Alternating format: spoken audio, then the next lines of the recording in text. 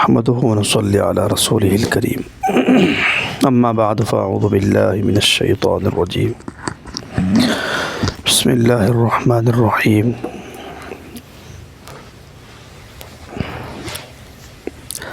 الحمد لله الذي أنزل على عبده الكتاب ولم يجعل له عوجا قيما لينذر بأسا شديدا من لدنه ويبشر المؤمنين الذين يعملون الصالحات أن لهم أجرا حسنا. قال النبي صلى الله عليه وسلم يقتتل عند كنزكم ثلاثة كلهم ابن خليفة ثم لا يصير إلى واحد منهم ثم تطلع الرايات السوداء من قبل المشرق فيقتلونكم قتلا لم يقتله قوم ثم ذكر شيئا لا أحفظه فإذا رأيتموه فبايعوه ولو حبوا على الثلج فإنه خليفة الله المهدي. قال النبي صلى الله عليه وسلم ما من نبي إلا قد أنذر أمته الأعور الكذاب أو كما قال صلی اللہ علیہ وسلم. اس وقت چند باتیں فتنہ دجال سے حفاظت کے سلسلے میں سورہ کہف کی تلاوت کا حکم دیا اللہ کے نبی صلی اللہ علیہ وسلم نے. اس کی کچھ وجوہات ہم سمجھتے ہیں. حدیث شریف میں ہے کہ دجال کا فتنہ اعظم فتنہ، سب سے بڑا فتنہ ہے. ما بین خلق آدم الی قیام الساعۃ امر اکبر من الدجال، کہ حضرت آدم کی ولادت سے قیامت تک جتنے فتنے آئیں گے تمام فتنوں کا سردار ہوگا دجال کا فتنہ. حدیث شریف میں رسول اللہ صلی اللہ علیہ وسلم نے فرمایا کہ دجال کے فتنے سے اگر محفوظ رہنا ہے، بچنا ہے، تو سورۃ الکہف کی شروع کی 10 آیات تلاوت کر لو. اور بعض روایات میں ہے کہ سورہ کہف کی آخری کی 10 آیات تلاوت کر لو. سوال یہ ہوتا ہے کہ سورہ کہف میں ایسا کون سا مضمون ہے، کون سی چیز ہے جس سے دجال جیسے بڑے فتنے سے حفاظت ہو سکتی ہے. بنیادی طور پر یہ سمجھ لیجئے کہ سورہ کہف میں جتنے واقعات آئے ہیں ان تمام واقعات میں ایک بات مشترکہ ہے، وہ ہے اعتزال، علیحدہ ہونا، دشمن سے دور ہونا، فتنے سے دور رہنا، بچنا، مقابلہ نہ کرنا. یہ ایک بنیادی وجہ ہے جس کی طرف رہنمائی رسول اللہ صلی اللہ علیہ وسلم نے فرمائی ہے. حدیث شریف میں ہے کہ جو آدمی سورہ کہف کی تلاوت کرے گا، 10 آیات کیا، پوری سورۃ الکہف کی، تو ایک روایت میں ہے کہ اس سے لے کر آسمان تک روشنی ہوگی.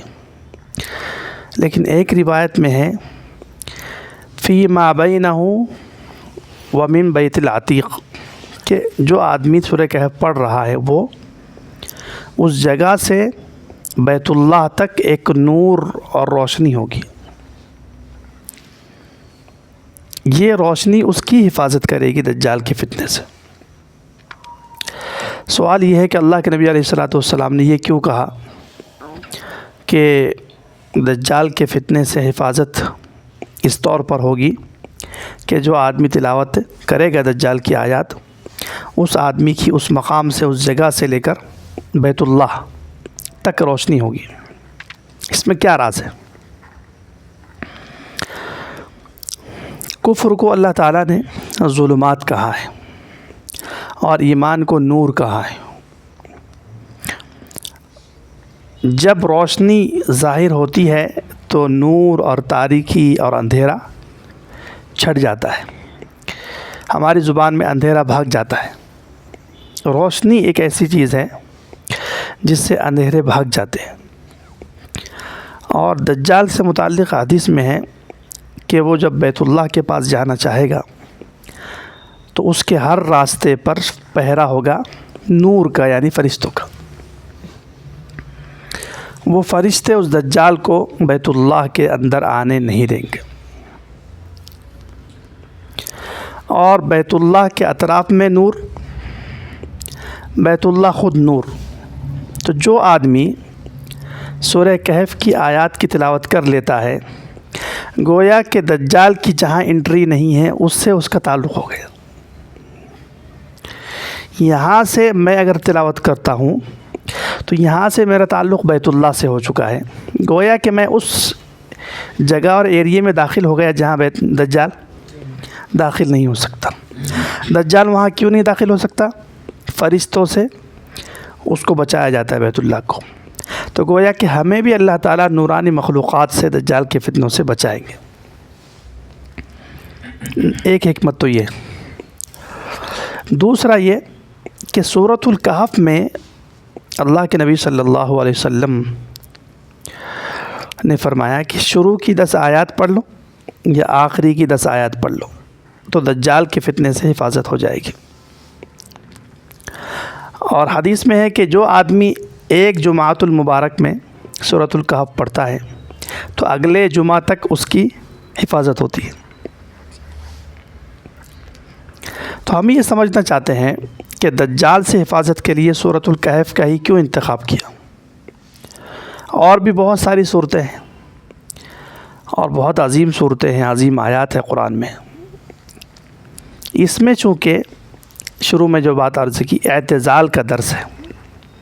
انسان فتنے میں جب مبتلا ہوتا ہے جب گھل مل کر کفار سے رہتا ہے۔ مومن کا ایمان اس وقت ختم ہوتا ہے جب وہ اختلاط کرتا ہے، غیر مسلموں کی، کفار کی، اللہ کے دشمنوں کی صحبت میں رہتا ہے۔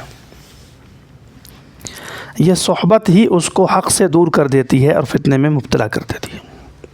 اور اس صحبت میں نہ رہنا اور کفار اور اللہ کے دشمنوں سے علیحدہ رہنا، اس سلسلے میں تقریباً اولو العزم جتنے پیغمبر ہیں سب کے بارے میں اللہ نے قرآن کریم میں آیت نازل کی۔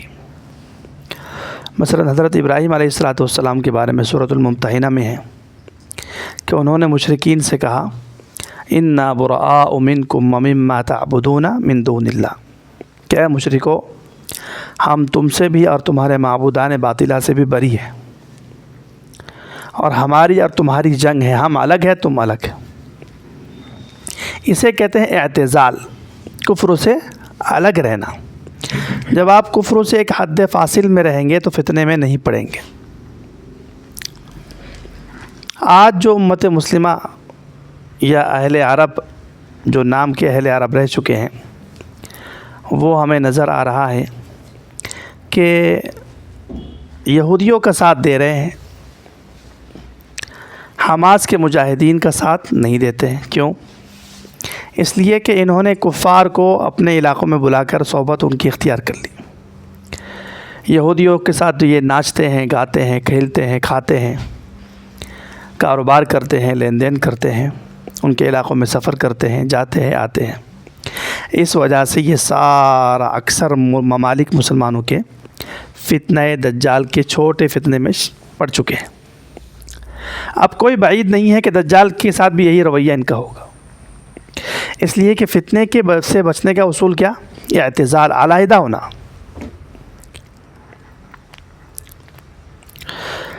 اس چھوٹی سی بات سے ہم سمجھ جائیں گے کہ یہ ممالک کس وجہ سے اس راستے پر چل رہے ہیں دشمنوں کے ساتھ، اس لیے کہ انہوں نے سورۃ الکہف کا جو سبق ہے اس کو حاصل نہیں کیا، اور یہ گھل مل کر رہ رہے ہیں ساتھ میں، اسرائیل کے ساتھ بھی، امریکہ کے ساتھ بھی، روس کے ساتھ بھی، برطانیہ کے ساتھ بھی، تمام اللہ کے دشمنوں کے ساتھ عرب ممالک کا رویہ دوستی والا ہے۔ اور قرآن کریم کے سینکڑوں آیات ہیں، لا تتخذوا الکفار اولیاء، کفار کو دلی دوست مت بناؤ۔ تو سورۃ الکہف میں یہی درس ہے سورۃ الکہف کے درس سے پہلے میں سوچ رہا تھا کہ کچھ انبیاء کے واقعات آپ کو بتائیں. ابراہیم علیہ السلام کا بتا دیا. انہوں نے کہا کہ میں تم سے علیحدہ ہوں, مشرک شرک سے بھی, شرک کرنے والوں سے بھی. پھر کہا وَبَدَا بَيْنَنَا وَبَيْنَكُمُ الْعَدَاوَةُ وَالْبَغْضَاءُ أَبَدًا, ہماری اور تمہاری جنگ رہے گی ہمیشہ.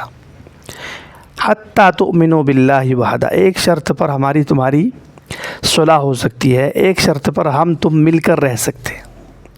وہ شرط یہ حَتَّى تُؤْمِنُوا بِاللَّهِ وَحْدَهُ کہ تم ایک اللہ پر ایمان لے آؤ, بس اس کے علاوہ ہمارا کوئی راستہ نہیں.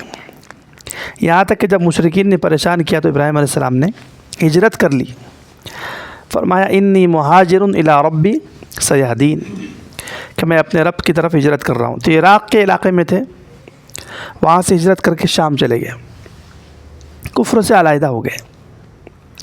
اس علیحدہ ہونے کی وجہ سے وہ کفریہ سلطنتوں سے, ان کے نحوستوں سے, ان کے افعال, برے افعال سے, عقائد فاسدہ سے, اعمال باطلہ سے ہمیشہ کے لیے دور ہو گئے اور محفوظ ہو گئے.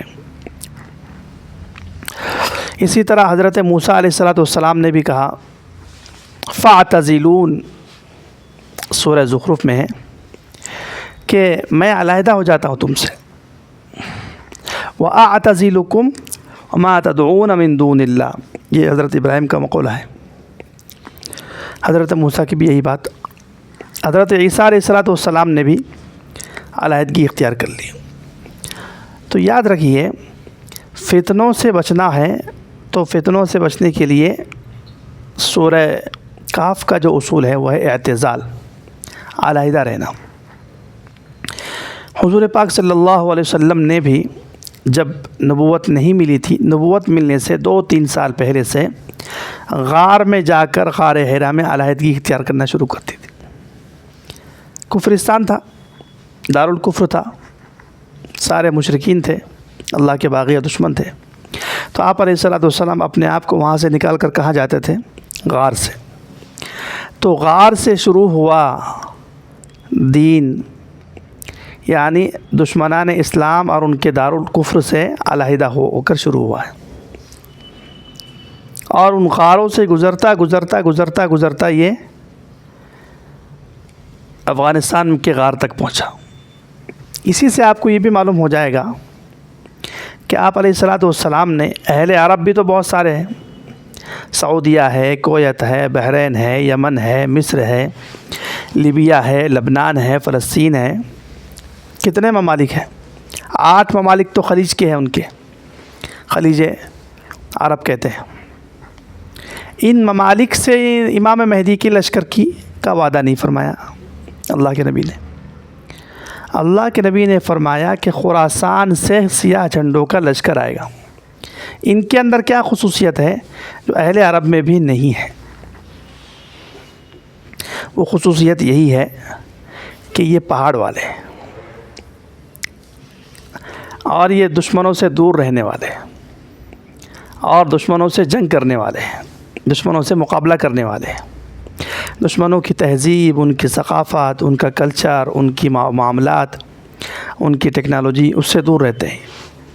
ان کی اپنی خود ساختہ زندگی ہے, شریعت کی زندگی ہے, سادہ زندگی ہے.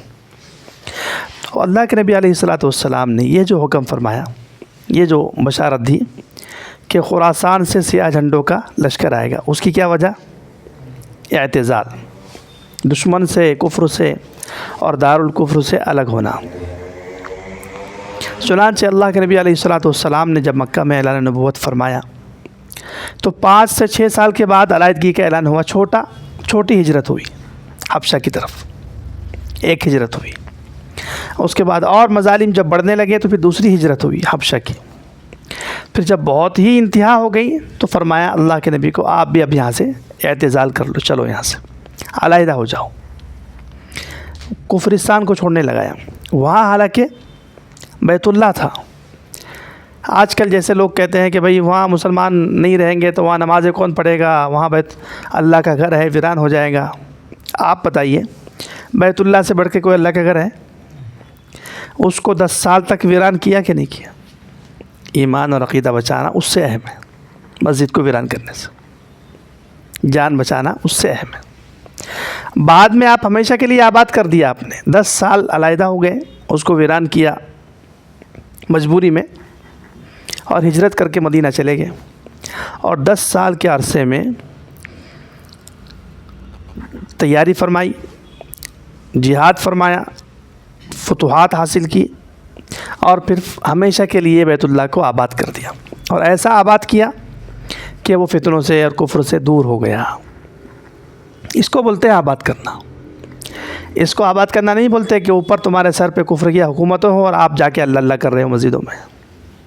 یہ آباد کرنا تو صحابہ کو معلوم تھا، یہ تو اللہ کے نبی بھی کرتے تھے مکہ کی زندگی میں۔ مکہ چھوڑنے پر مجبور کیوں کیا کہ یہ آبادی نہیں ہے، یہ تو غلامی ہے۔ تو یہ سیرت میں بھی اعتزال کا درس ہے، علیحدہ ہو کر فتنوں سے بچو گے۔ اور سورۃ الکہف میں جتنے واقعات ہیں ان سب واقعات میں یہ پہلو ہے۔ مثلا سورۃ الکہف کا اصحاب کہف کا جو واقعہ ہے اس کا خلاصہ یہی ہے کہ دقیانوس نام کا جو بادشاہ تھا وہ شرک کرتا تھا اور اپنے آپ کو خدا کہتا تھا، اور خود اپنے سجدے کرواتا تھا اور غیر اللہ کی نظر و نیاز کرواتا تھا۔ تو یہ جو توحید پرست لوگ تھے ان کو یہ پسند نہیں تھا، کہتے تھے خدا تو ہمارا اللہ ہے۔ اور یہ بڑے شہزادے مالدار لوگ تھے، شاہی خاندان کے لوگ تھے، 6 نوجوان تھے۔ تو بادشاہ کو پتہ چلا تو بادشاہ نے کہا، ان کو بلایا اور کہا کہ تمہارے متعلق معلوم ہوا ہے کہ تم میرے مذہب پر، میرے دین پر نہیں ہو، تمہارا کوئی اور خدا ہے، کون سا خدا ہے تمہارا؟ تو انہوں نے کہا ربنا رب السماوات والارض، ہمارا رب تو وہ ہے جو آسمان زمین کا رب ہے۔ لن ندعو من دونہ الہا، ہم اس رب کو چھوڑ کر کسی اور معبود کو نہیں پکاریں گے۔ اس کے بعد اگلی آیت میں ہے کہ صحابہ کہف وہاں سے نکلے، بادشاہ نے کہا کہ میں سفر پر جا رہا ہوں، ایک روایت میں ہے واپسی میں جب آؤں گا نا تو تم نے اپنا مذہب بدل دینا، جو میں کہتا ہوں وہ کرنا پڑے گا ورنہ قتل کر دوں گا۔ اب انہوں نے وارننگ سنی اور فوراً اپنے آپ کو علیحدہ کر لیا کفرستان سے، اور یہ سب ایک درخت کے نیچے جا کر بیٹھ گئے۔ وہاں ان کو ایک چرواہا ملا، وہ بھی توحید پرست تھا۔ اس طرح وہ 7 لوگ ہو گئے، اور وہ 7 ایک غار میں چلے گئے اس کفرستان سے اور کفریہ حکومت سے بچنے کے لیے، شرکیہ اعمال سے بچنے کے لیے۔ اب جب دجال آئے گا تو اس وقت ہمیں یہی حکم ہے، حدیث شریف میں ہے من سمع بالدجال فلینأ عنہ، جو دجال کے بارے میں سن لے کہ آ گیا تو وہ اس سے علیحدہ ہو جائے، اعتزال اختیار کرے، فتنوں سے بچ جائے گا۔ تو اللہ نے کہا وَإِذِ اعْتَزَلْتُمُوهُمْ وَمَا يَعْبُدُونَ مِن دُونِ اللَّهِ فَأْوُوا إِلَى الْكَهْفِ، جب تم کفار سے، مشرکین سے علیحدہ ہو گئے اور تم نے ان کے معبودان باطلہ کا انکار بھی کر لیا، اب کہاں پناہ لو؟ فَأْوُوا إِلَى الْكَهْفِ، غار میں چلے جاؤ۔ انقلاب تو پہاڑ سے آتا ہے، کہاں سے آتا ہے؟ پہاڑ سے، غار سے، سرنگ سے، تلگر سے، شہروں سے نہیں آ سکتا۔ پڑھا لکھا طبقہ عجیب کشمکش میں ہے کہ ہم کیا کریں گے، تم کچھ بھی نہیں کریں گے سوائے مزدوری کے اور غلامی کے۔ تم اپنی ٹائی میں رہو گے، تم اپنی تہذیب و تمدن کے زعم میں رہو گے، تم کچھ کام کے نہیں ہو۔ کام کے وہ ہے جو جنگل میں رہیں گے، پہاڑ میں رہیں گے۔ ایک واقعہ علیحدگی کا۔ دوسرا واقعہ نہیں ہے، وہاں رسول اللہ صلی اللہ علیہ وسلم کو حکم اللہ نے دیا کہ جو لوگ صبح شام اللہ اللہ کرتے ہیں، یعنی صحابہ، غریب صحابہ، ان کے بارے میں اللہ کے نبی سے فرمایا کہ آپ ان کے ساتھ بیٹھا کریں، دوسرے علاقوں سے علیحدہ ہو کر آپ ان کے ساتھ بیٹھا کریں۔ یدعون ربهم بالغداة والعشی یریدون وجہہ ولا تعد عیناک عنہم، اے نبی ایسے ذاکرین اور مخلصین سے ایک لمحہ آپ کی نگاہیں غافل نہیں ہونی چاہیے۔ پھر کہا ولا تطع من اغفلنا قلبہ عن ذکرنا، یہ جو معاشرہ ہوتا ہے جہاں غفلتیں ہوتی ہے ان کی بات مت مانیے۔ مالدار کفار چاہتے تھے کہ ہم رہے تو حضرت بلال نہ رہے مجلس میں، صہیب رومی نہ رہے، سلمان فارسی نہ رہے، غریب صحابہ نہ رہے، تو اللہ نے کہا ان کفار کو قریب بھی مت آنے دو، ان کی قدر کرو، یہ جو غریب ہے یہ ہے فتنوں سے دور، آپ بھی ان کے ہی پاس بیٹھے۔ اس کے بعد ہے اصحاب الجنت کا واقعہ، باغ والے ہیں دو، ایک مالدار ہے، اس کا باغ ہے انگور کا اور وہ پھل دیتا ہے، مالداری ہے اس کے پاس، ایک یہ مشرک ہے باغ والا، شرک کرتا ہے، اور دوسرا جو اس کا ساتھی ہے جو اس کے ساتھ رہتا ہے وہ نیک آدمی ہے، موحد ہے، وہ اس کو کہتا ہے کہ تو جب باغ میں جایا کرے تو ما شاء اللہ لا قوت الا باللہ کہا کر، کہ یہ اللہ کے فضل سے تجھے ملا ہے، اللہ نے دیا ہے۔ اس نے اس کی بات نہیں مانی، یہاں تک کہ اس کا باغ جل گیا۔ تو اس توحید پرست نے اس مشرک سے علیحدگی اختیار کر لی اور کہا کہ میرا اور آپ کا کوئی تعلق نہیں، آپ مشرک ہو، میں موحد ہوں، آپ کی وجہ سے میرا بھی نقصان ہو سکتا ہے، میں بھی فتنے میں پڑ سکتا ہوں۔ تو اصحاب الجنہ کا جو واقعہ ہے اس میں بھی اعتزال کا درس ہے کہ فتنوں سے بچنا ہے تو اس طرح بچو جس طرح وہ موحد بچا، توحید پرست بچا، اس نے اس مشرک اور اس کے باغ سے علیحدگی اختیار کر دی۔ اس نے کہا موحد نے ان ترانی انا اقل منک مالا وولدا فعسى ربی ان یؤتینی خیرا من جنتک ویرسل علیہا حسبانا من السماء فتصبح صعیدا زلقا، کہ میرے پاس نہ باغ ہے نہ کچھ ہے، لیکن امید ہے کہ میرے پاس اس طرح کا باغ آئے گا اور تیرے باغ کو شرک کی وجہ سے اللہ تعالیٰ ہلاک کر دے گا۔ چنانچہ آندھی آئی، اس کا باغ سارا جل گیا۔ اس کے بعد حضرت خضر اور حضرت موسیٰ علیہ السلام کا واقعہ ہے سورۃ الکہف میں۔ اس میں حضرت خضر علیہ السلام نے جب کشتی میں سوار ہوئے دونوں انبیاء، ایک تکوینی نبی اور ایک تشریعی نبی، تو حضرت خضر علیہ السلام نے اس کشتی کا تختہ نکال دیا۔ تختہ اس لیے نکالا کہ یہ کشتی اس ظالم بادشاہ سے علیحدہ ہو جائے اور کشتی والے بھی ان کے ظلموں سے علیحدہ ہو جائے، اس لیے کہ کنارے پر ایسا آدمی تھا جو صحیح سالم جو بھی کشتی دیکھتا اس کو قبضہ کر لیتا تھا۔ تو حضرت خضر جانتے تھے کہ اگر یہ کشتی صحیح سالم وہاں پہنچے گی تو ان غریب ملاحوں کا نقصان ہو جائے گا، اس کو عیب دار بنا دو۔ تو ایک تختہ اس کا نکال دیا۔ تختہ نکالنا اور اس کو عیب لگانا اس وجہ سے تھا کہ وہ ظالم کے ہاتھ میں ان کا مال، ان کی کشتی نہ جائے۔ یہ اسی کشتی سے کماتے تھے، مزدور تھے۔ دونوں انبیاء کو انہوں نے بٹھایا تو پیسہ بھی نہیں لیا، نیک آدمی تھے، سمجھ گئے کہ بڑے انبیاء ہیں، ایک حضرت موسیٰ ہے، ایک حضرت خضر ہے۔ تو یہاں بھی اعتزال کا درس ہے، انہوں نے ان کو محفوظ کر دیا اور بچا دیا اور کشتی کو عیبدار کر کے علیحدہ کر دیا۔ اس کے بعد اتر کے جب ایک گاؤں میں پہنچے تو گاؤں والوں سے کھانا مانگا، انہوں نے کہا کہ ہم مہمان ہیں، کچھ کھانا، بھوک لگ رہی ہے، کھانا دے دو۔ انہوں نے کھانا نہیں دیا تو حضرت موسیٰ کو غصہ آ گیا۔ وہیں پر ایک دیوار تھی اور وہ گر رہی تھی، تو حضرت خضر نے اس کو ہاتھ لگا کے، ان کے معجزہ تھا، یوں ہاتھ لگایا، ساری سیدھی ہو گئی، دیواری سیدھی ہو گئی کرامت سے، معجزے سے۔ تو یہاں حضرت خضر نے اس دیوار کے نیچے کے مال کو ان لالچی لوگوں سے اور کنجوس لوگوں سے علیحدہ کر لیا، محفوظ کر لیا، اس لیے کہ اس دیوار کے نیچے یتیم بچوں کا مال تھا، اور حضرت خضر نہیں چاہتے تھے کہ دیوار اگر گرے گی تو اس میں سے مال یہ لوٹ لیں گے، یہ تو ہم کو نہیں کھلا رہے انبیاء کو، یہ کیا ان کا مال محفوظ رکھیں گے۔ تو یہاں انہوں نے وہی علیحدگی والا کہ مال کو محفوظ کر لیا اور بچوں کو بچا لیا۔ تو اس سارے واقعے میں، ان تمام واقعات میں یہی درس ہے کہ فتنوں سے بچنا ہے تو فتنوں کی جگہ سے، فتنہ والوں سے، مشرکین سے، کفار سے، منافقین سے، اللہ کے دشمنوں سے آپ کو علیحدہ رہنا پڑے گا۔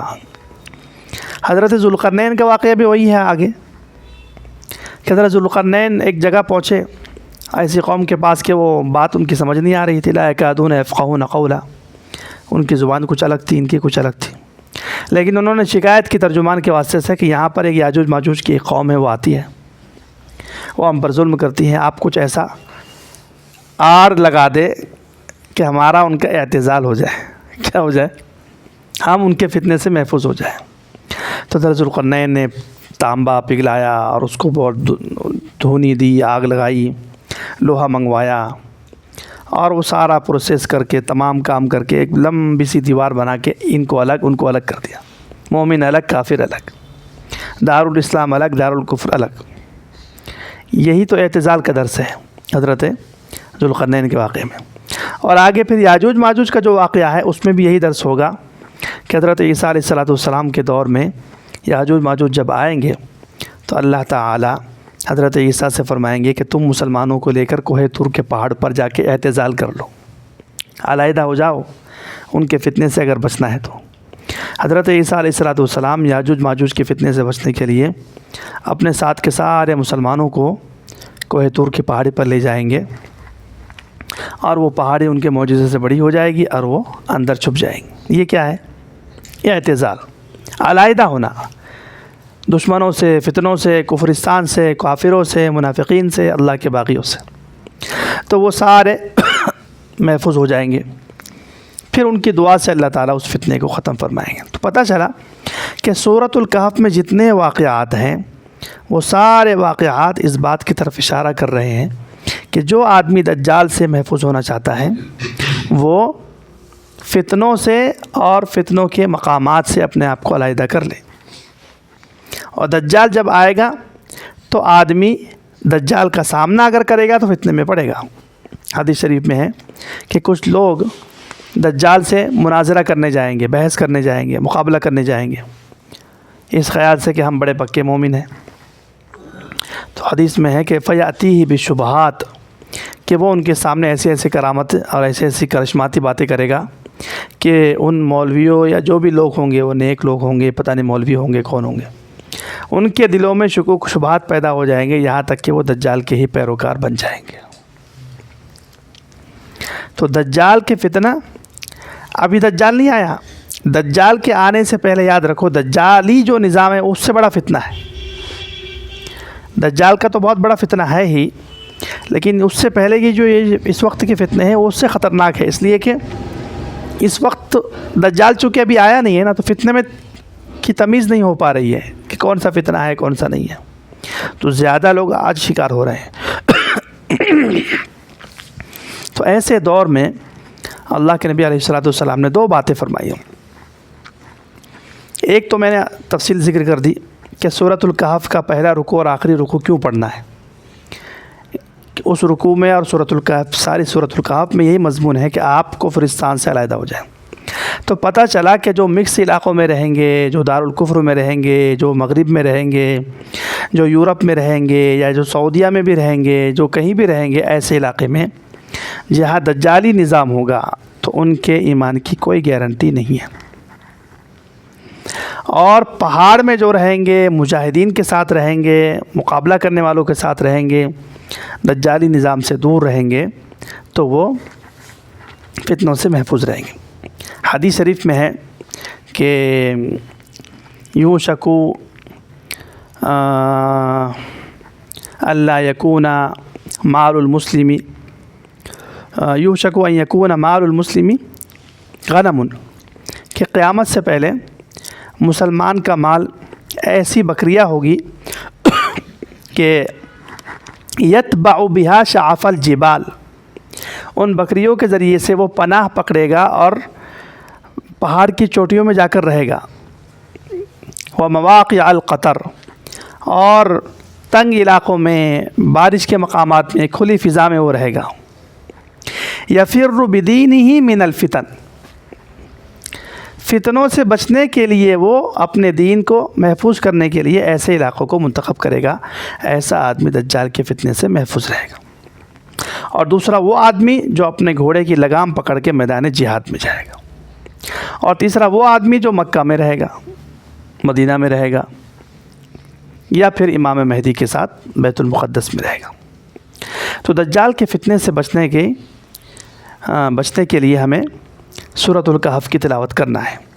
پوری سورۃ الکہف پڑھنا ہے جمعہ کے دن، اور شروع کی 10 آیات اور آخری کی 10 آیات تو ہمیشہ یاد ہونا ضروری ہے، اور صرف یاد ہونا نہیں ہے، اس کا مضمون معلوم ہونا چاہیے کہ کیوں کہا گیا ہے۔ رہے آپ کفرستان میں کفار کے درمیان ان سے دوستیاں یاریاں کر رہے ہیں، پھر سورۃ الکہف بھی پڑھ رہے ہیں، تو بہت مشکل ہے۔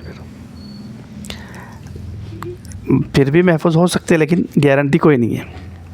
جو انبیاء کا طریقہ ہے کہ کفار سے علیحدہ ہو جائے، وہ یہی طریقہ ہے جو سورۃ الکہف میں بیان کیا گیا۔ اب یہ بات سمجھنی ہے کہ اللہ کے نبی علیہ الصلوۃ والسلام نے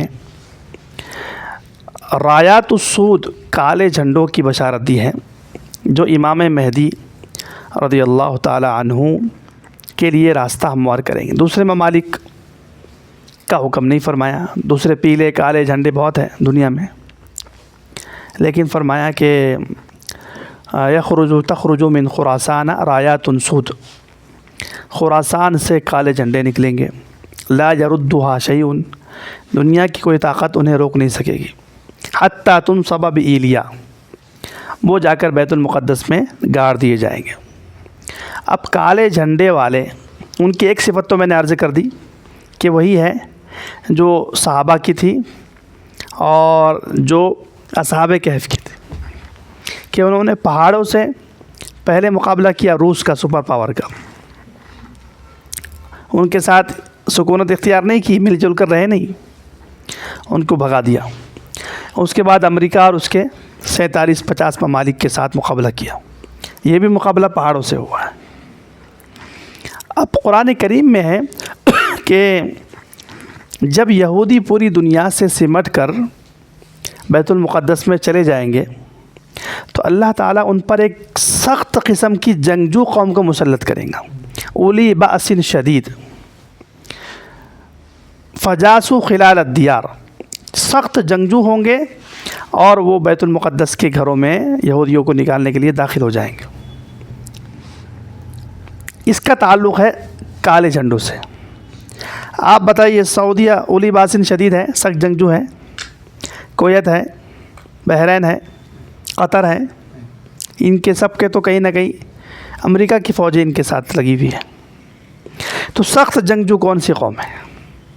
وہ ہے طالبان، جو سب سے خطرناک جنگجو ہے اس وقت، جنہوں نے امریکہ، روس،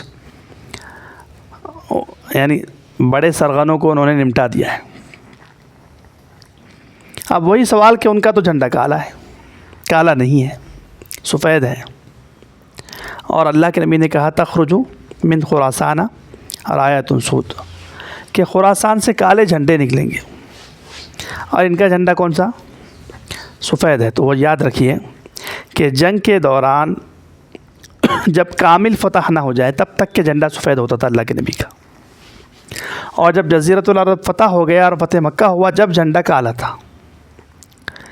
تو ابھی تو وہ حالت جنگ میں، ابھی تو ان کی ابتدا ہے، ابھی تو 3 سال ہی ہوئے ان کو، 3-4 سال ہو گئے، ابھی تو سفید جھنڈا ہی چلے گا۔ ابھی جب بیت المقدس میں گاڑا جائے گا تو کالا رہے گا، اور وہ کالا جھنڈا بھی ان کی ایک جماعت کا ویسے ہے موجود، لیکن ہم اگر ان کو ہی سمجھ لیں اولی باسن شدید کہ سخت جنگجو قوم کون سی ہے، طالبان کا لشکر ہے، جو فتوحات کرتے ہوئے وہاں پہنچیں گے۔ اب حدیث میں اللہ کے نبی نے کیا فرمایا کہ یقتتل عند کنزکم ثلاثہ، یہ خراسان کی کالے جھنڈے سے متعلق گفتگو ہے، کیونکہ یہ پہاڑ والے ہیں اور ایک سرنگ والے وہاں لڑ رہے ہیں ویسے پہلے سے، تو پہاڑ والے اور سرنگ والے جب ملیں گے تب جا کر ان کا بنے گا کچمبر، کیونکہ یہ ٹیکنالوجی کے ساتھ پہنچیں گے، ان کے پاس فضائی طاقت بھی آ جائے گی چند سالوں میں انشاءاللہ، اور پھر وہ جو اندر سے جب نکلیں گے انشاءاللہ، اور ابھی 2 دن سے الحمدللہ شام میں بھی محاذ کھل چکا ہے، بشار الاسد کے کئی علاقے 25 سے زائد دیہات مجاہدین فتح کر چکے ہیں، تو محاذ تو سارے گرم ہو رہے ہیں ماشاءاللہ۔ حدیث میں فرمایا یقتتل عند کنزکم ثلاثہ، کہ 3 شہزادے سعودیہ میں امام مہدی کے ظہور سے پہلے جھگڑا کریں گے، لڑائی کریں گے، سارے شہزادے ہوں گے، شاہی خاندان کے لوگ ہوں گے. ثم لا يصير الى واحد منهم، اس کے بعد فرمایا ثم تطلع الرايات السود من قبل المشرق، پھر مشرق کی طرف سے کالے جھنڈوں کا لشکر آئے گا. فَيَقْتُلُونَكُمْ قَتْلًا لَمْ يَقْتُلْهُ قَوْمٌ، حضرت حذیفہ کی روایت ہے یہ کہ وہ کالے جھنڈوں کا لشکر جب آئے گا نا تو ایسا اللہ کے نبی نے فرمایا تم سے لڑے گا وہ کہ آج تک کسی نے ایسا قتل نہیں کیا. صحابہ حیران ہو گئے، یہ مسلمانوں سے کیوں لڑے گا؟ تو دوسری روایت میں اس کی تشریح موجود ہے. حدیث شریف میں فرمایا کہ یہ جو مضر قبیلہ ہے یہ اتنا فتنہ فساد پھیلائے گا کہ کسی مومن کو زندہ نہیں چھوڑے گا، سب کو قتل کر دے گا. مضر قبیلہ، اور حضرت حذیفہ بھی مضر سے ہی تھے. صحابی نے پوچھا کہ آپ بھی تو مضر سے ہو، آپ اپنے ہی قبیلے کے بارے میں یہ کہہ رہے ہو کہ اسلام سے پھر جائیں گے، ہم مسلمانوں کو قتل کریں گے؟ تو کہا میں تو حضرت سے جو سنا وہ کہہ رہا ہوں، بس ایسا ہوگا. تو یعنی عرب کے لوگ جو پہلے مسلمان تھے وہ مسلمانوں کے دشمن بن جائیں گے، رایات السود کے دشمن ہوں گے، کالے جھنڈوں کے، اور وہ جزیرۃ العرب میں چپکے ہوئے ہوں گے امریکیوں کی طرف سے، اسرائیلیوں کی طرف سے، یہودیوں کی طرف سے. ان کی ترجمانی کر رہے ہوں گے، نام کے مسلمان ہوں گے. اب یہ کالے جھنڈوں کا لشکر راستہ صاف تو کرے گا نا. فَيَقْتُلُونَكُمْ قَتْلًا لَمْ يَقْتُلْهُ قَوْمٌ، تو وہ کالے جھنڈے ان کی ایسی شامت لائیں گے کہ آج تک کسی کی ایسی شامت نہیں آئی ہوں گی.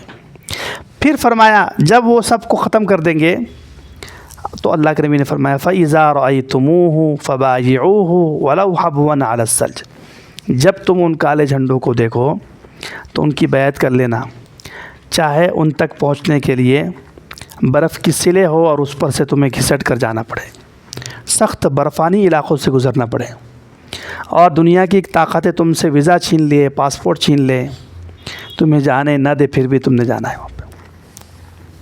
تو پہلے چلے جاؤ، ابھی ویزا کھلا ہے تو اتنا انتظار کیوں کر رہے ہیں؟ کم از کم مجاہدین کے پاس تو چلے جاؤ، پہاڑوں میں چلے جاؤ، پھر مجاہدین تو آپ کو پہنچا دیں گے. وہ کسی سائکس بیکو کو نہیں جانتے، وہ کسی بارڈر کو نہیں جانتے، وہ کسی ویزا کو اور پاسپورٹ کو نہیں جانتے. وہ ان کے لیے دنیا اللہ کی ہے، وہ جہاں چاہے وہاں جاتے ہیں. فَإِذَا رَأَيْتُمُوهُ فَبَايِعُوهُ وَلَوْ حَبْوًا عَلَى الثَّلْجِ فَإِنَّهُ خَلِيفَةُ اللَّهِ الْمَهْدِي. ایک حدیث میں کالے جھنڈوں کے بارے میں فرمایا کہ جب وہ کالے جھنڈے نکلیں گے خراسان سے فَيَسْأَلُونَ الْحَقَّ فَلَا يُعْطَوْنَهُ، وہ اپنا حق مانگیں گے، ان کو حق نہیں دیا جائے گا. ثُمَّ يَسْأَلُونَ الْحَقَّ فَلَا يُعْطَوْنَهُ، 2 سے 3 مرتبہ اللہ کے نبی نے فرمایا کہ کالے جھنڈے جب نکلیں گے تو اپنا حق مانگیں گے، ان کو ان کا حق نہیں دیا جائے گا. اس کے بعد انہیں ان کا حق دیا جائے گا تو وہ انکار کر دیں گے اور وہ اس حق کو امام مہدی کے حوالے کر دیں گے. مسند احمد وغیرہ کی روایت ہے، صحیح روایت ہے. اگر ضعیف بھی ہو تو واقعہ اس کی تصدیق کر رہا ہے. یہاں 2 باتیں ذکر کی کہ وہ حق مانگیں گے، انہیں ان کا حق نہیں دیا جائے گا. پہلے 1996 میں طالبان نے خلافت کبھی قائم نہیں کرتے، وہ امارت قائم کرتے ہیں. اس لیے کہ حدیث میں ہے کہ کچھ لوگ ہوں گے جو خراسان سے نکلیں گے، وہ امام مہدی کے لیے راستہ ہموار کریں گے. اب یہ مجاہدین اتنے دور اندیش، اتنے فراست والے، اتنے عقل مند اور اتنے فقیہ اور اتنے سمجھدار اور اتنے افقہ اور اتنے بڑے عالم دین ہیں کہ انہوں نے سمجھ لیا کہ ہم وہ خلافت تو نہیں قائم کر سکتے، وہ تو امام مہدی کا حق ہے، لیکن ہم راستہ ہموار کرنے کے لیے چھوٹی چھوٹی امارات قائم کریں گے. تو حدیث میں فَيُوَطِّئُونَ لِلْمَهْدِي سُلْطَانَهُ، امام مہدی کے لیے وہ راستہ ہموار کریں گے. تو انہوں نے کیا کیا؟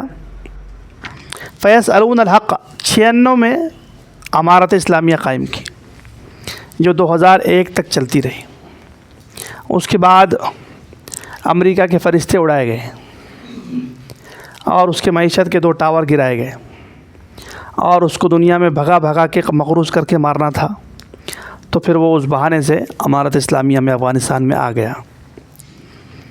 اب یہ ان کا حق تھا نا حکومت کرنا، کیونکہ انہوں نے جہاد کیا تھا روس کے خلاف، تو حکومت امارت اسلامیہ عدل و انصاف کا نظام ان کا حق تھا۔ لیکن دنیا کی قوموں نے یعنی اقوام متحدہ، اس کے ذیل میں جتنے فاسد اور دہشت گرد ممالک ہیں، ان سب نے ان کو ان کا حق نہیں دیا۔ یہ ایک معنی ہے، یہ ہماری اپنی رائے ہے، صحیح بھی ہو سکتا ہے غلط بھی ہو سکتا ہے، حقیقت تو اللہ جانتا ہے۔ حق دیا ان کو؟ نہیں دیا۔ 2001 میں حملہ کر کے پھر اس کے بعد انہوں نے 20 سال جہاد کیا امریکہ کے خلاف۔ اب دوبارہ آ چکے ہیں، اب بھی ان سے ان کے بہت سارے حقوق چھین لیے گئے ہیں۔ ایک روایت میں ہے کہ فَيَسْأَلُونَ الْخُمُسَ فَلَا يُعْطَوْنَهُ، وہ اپنا خزانہ مانگیں گے تو وہ ان کو ان کا خزانہ نہیں دیں گے۔ اس وقت امریکہ کے پاس ان کا بلین ٹریلین کے اعتبار سے خزانہ موجود ہے، جو اس نے چوری کر کے لے کر چلا گیا، سیل کر دیا اس نے ان کے بینکوں کو۔ اور جب زلزلہ وہاں آیا تو انہوں نے کہا کہ کچھ ہمارا خزانہ، ہمارا پیسہ ہے بھائی، تم یہیں سے چوری کر کے لے گئے اور ہمیں نہیں دے رہے۔ اس نے نہیں دیا۔